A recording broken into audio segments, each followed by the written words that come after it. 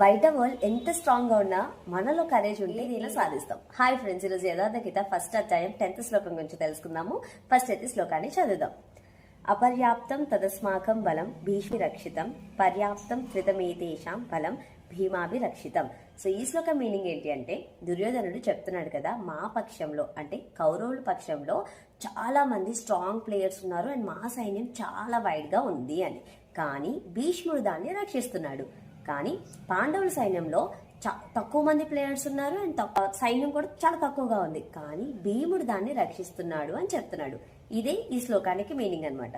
అంటే ఇక్కడ మనం ఈ శ్లోకం బట్టి మన లైఫ్ లెసన్ ఏంటి అంటే, లైఫ్ లో ప్రాబ్లమ్స్ వస్తూ ఉంటాయి, చాలా వస్తుంటాయి, కానీ ఒక్కొక్కసారి ఇట్లా ఈజీ సాల్వ్ చేయగలుగుతామా లేదా అనే డైలమాలో ఉంటాం. బట్ మనలో ఉన్న కరేజ్, కాన్ఫిడెన్స్ అండ్ నిజాయితీ ఉంటే ఇవన్నీ కూడా భీముల్లాగా మనల్ని సపోర్ట్ చేస్తాయి అనమాట.